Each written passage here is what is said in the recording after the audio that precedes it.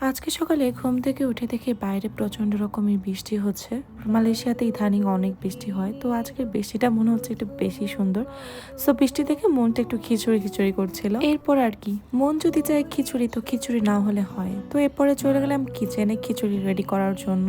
তো আমি একটু বেশি রান্না করি বিকজ আজকে সারাদিনই বৃষ্টি হবে, তো খিচুড়িটা আমার খুব পছন্দের একটা খাবার। এ কারণে একটু বেশি করে খিচুড়ি খাবো। গত একটা ভিডিওতে তোমাদেরকে বলেছিলাম মা বাংলাদেশ থেকে কিছু আলো চাল দিয়েছিল, সো ওটাকে তো আমার শেষ করতে হবে, আদারওয়াইজ চালটা নষ্ট হয়ে যাবে। এ কারণে আজকে আলো চাল দিয়ে আমি কিছুটা তৈরি করব। অ্যান্ড ডালের জন্য আমি নিয়েছিলাম মসুরির ডাল এবং মুগ ডাল। সো আমি সবগুলোকে খুব সুন্দর করে ওয়াশ করে নিচ্ছিলাম। এই বৃষ্টির দিনগুলোতে আমার মার কথা অনেক বেশি মনে পড়ে, কারণ মা খুব সুন্দর করে খিচুড়ি রান্না করতো, যেটা আমার হাতে হয় না। মায়ের হাতের খিচুড়ির স্বাদ অন্যরকম। সো যেহেতু মায়ের হাতের খিচুড়ি পাচ্ছি না, সো ট্রাই করতে হবে যে তার মতো করে একটু রান্না করার, যদিও মায়ের স্বাদ অ্যান্ড আমার হাতের স্বাদ সেম হবে না। চালগুলোকে আমি ওয়াশ করে একটা সাইডে রেখে দিলাম। এখন আমার কিছু জিনিস কেটে নিতে হবে। আমি আজকে পুরো প্রসেসটা মায়ের মতো করার ট্রাই করতেছি, যদিও আমি মায়ের মতো কিভাবে রান্না করে আমি এত প্রসেস জানি না, তবুও চেষ্টা করতেছি যে মায়ের মতো করে রান্নাটা করতে।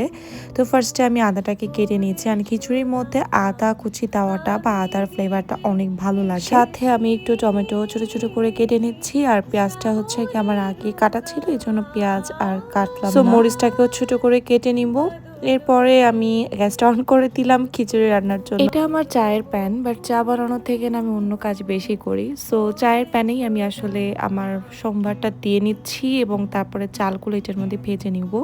আর খিচুড়ি সম্বার দিতে কী কী লাগে সেটা আসলে বলার মতো কিছু নেই। আমি একটা শুকনো মরিচ, তেজপাতা, তারপর একটু মৌরি অ্যান্ড পেঁয়াজ কুচি দিছি এবং আদা কুচি দিয়ে প্রত্যেকটা জিনিসকে ভালো করে ভেজে নিব। অনেকে এখানে রসুন কুচিও ইউজ করে, বাট আমি রসুন কুচি ইউজ করব না বিকজ আমার বাসায় রসুন শেষ হয়ে গিয়েছে। সো সবগুলোকে সুন্দর করে ভেজে নেওয়া হয়ে গেলে, সুন্দর একটা স্মেল আসলে, এরপরে আমি চাল ডাল যেটা আমি ছেঁকে রেখে দিয়েছিলাম ওইটা দিয়ে এবার ভালো করে এটাকে একটু ভেজে নিব। অ্যান্ড এই যে এই সোমবারটা না, এটাই যে এত সুন্দর একটা স্মেল দেয়, সারা ঘর ঘ্রাণ হয়ে গেছে।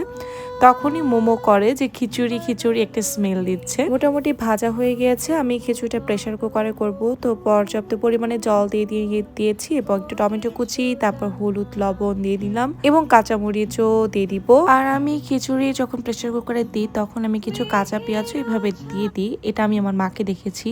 সো এতে খিচুড়িটা না অন্যরকম সুন্দর একটা টেস্ট হয়।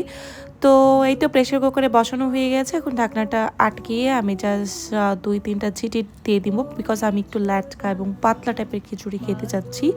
আর এই প্রেশার কুকারটা আমি বাংলাদেশ থেকে এবার নিয়ে এসেছিলাম। সো আমরা যেহেতু বাঙালি, আমাদের প্রেশার কুকার একটা ঘরে না থাকলে হয়ই না। সো এটা আমাকে অনেক হেল্প করে। সো চলো খিচুড়িটা সুন্দর মতো করে হোক, এই ফাঁকে আমি আমার অন্য কাজগুলো কমপ্লিট করব। খিচুড়ি হতে হতে এদিকে আমি আমার বাচ্চাটার সাথে একটু খেলাধুলা করব, বিকজ ও সকালবেলা ঘুম থেকে ওঠে না, আমার পিছন পিছন ঘুরে, বিকজ অফ ওর সাথে একটু খেলাধুলা করতে হবে।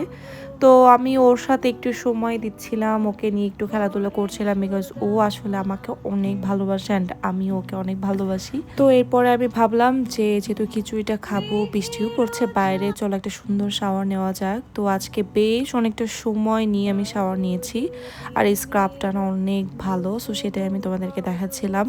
প্রপার একটা শাওয়ার নেওয়ার পরে এত বেশি রিল্যাক্সিং লাগে সেটা বলার মতো না। তো রিসেন্টলি না আমি একটুও নিজের হেয়ার কেয়ার করতেছি না, তোমরা দেখতেই পারছো আমার চুলের অবস্থা কি বাজে হয়ে গেছে। না আমি হেয়ার কেয়ার করি, না আমি স্কিন কেয়ার করি, কিছুই আমি রিসেন্টলি করতেছি না, এত বেশি আলসা হয়ে গেছি। সো এই তো শাওয়ার নেওয়ার পরে আমি জাস্ট একটু বডি লোশন ইউজ করি অ্যান্ড একটু পারফিউম লাগে, এটা ম্যান্ডেটরি, বিকজ এটা না লাগলে আমার একটু ভালো লাগে না। অ্যান্ড চুল দেখো আমি জাস্ট অল্প একটু উপরের দিকে আঁচড়াচ্ছি, নিচের দিকে আঁচড়াচ্ছি না, মানে এত বেশি আলসা হয়ে গেছি। সো এই তো চলো, এবার সব কিছু রেডি হয়ে গেছে, আমি চুলটা একটু বেঁধে নিলাম। এরপরে আমি আমার এই কর্নারটাতে চলে আসছি, এটা আমার খুবই পছন্দের একটা কর্নার। আর এখানে হচ্ছে কি আমি একটু ধূপকাঠি ধরাই দিব, যাতে ঘরে খুব সুন্দর একটা স্মেল দেয়। অ্যান্ড আমি এটা প্রতিদিনই করি।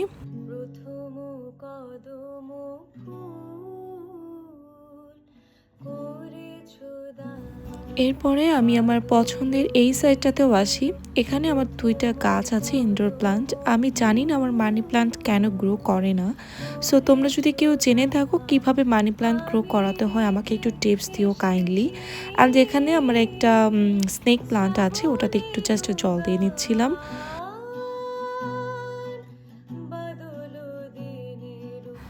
এরপরে আমার ড্রাই ফ্রুট যে কর্নারটা আমি তোমাদেরকে অন্য একটা ভিডিওতে দেখিয়েছিলাম। সো এখানে খেজুরটা শেষ হয়ে গিয়েছিল, তো এখানে খেজুরটা আমি আবার রিফিল করে নিচ্ছি এবং বাদামটাও শেষ হয়ে গিয়েছে।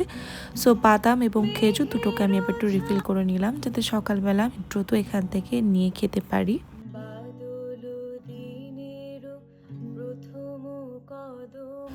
তো এরপরে খিচুড়িতে খাওয়ার জন্য একটা ডিম ভেজে নিলাম, আর এদিকে আমার খিচুড়ি টোটালি রান্না করা হয়ে গিয়েছে।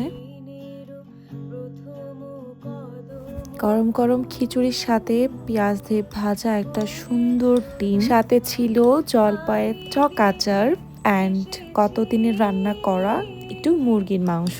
ব্যাস, আজকে দুপুরের লাঞ্চটা আমার জাস্ট অনবদ্য একটা খাবার। সামনে এরকম বৃষ্টি দেখতে দেখতে আমি এই খাবারটা এনজয় করব। সো আজকের ভিডিওটা এই পর্যন্তই। তোমাদের কাছে আজকের এই ব্লগটা কেমন লেগেছে আমাকে জানিও, অ্যান্ড আমার খিচুড়িতে কিন্তু কেউ লোভ দিও না। সো চলো বৃষ্টি দেখতে দেখতে খাবারটা এনজয় করি। সবাই অনেক ভালো থেকো, টাটা, লাভ ইউ অল।